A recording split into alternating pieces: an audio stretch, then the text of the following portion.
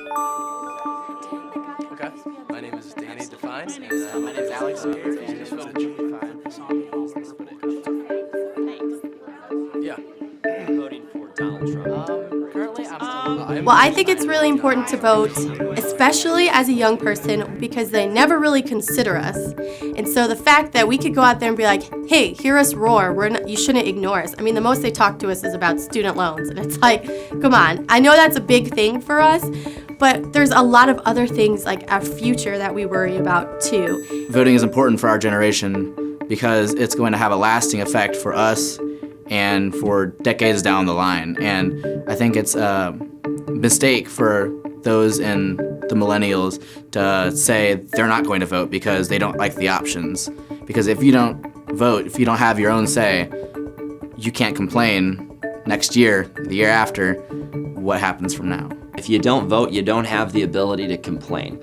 If you're not involved in the election process, in 4 years, in 3 years, in 2 years, you shouldn't be allowed to talk about the economic woes. You shouldn't be able to talk about our lack of education funding. You need to be a part. You need to have your voice heard. By saying, oh, I'm not going to vote this year, by saying, oh, I'm just going to go with whatever happens, I mean, you're making the situation worse.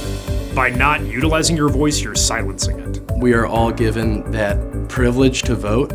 At the same time, I think it is extremely important to be an educated voter. Too many times people will just go in and completely vote for a candidate because it says an R or a D next to their name without knowing the policy. I think a lot of that happened too with the Barack Obama administration both times. I think a lot of people voted for him because he came off as like a cool celebrity type figure, and which is great, but when you're running for the highest office in the land, I think it is very crucial to know the policies that each candidate brings to the table. I understand the background of not feeling represented because very rarely in any election is everybody represented. It's usually kind of the same cookie cutter type of people, which can get exhausting.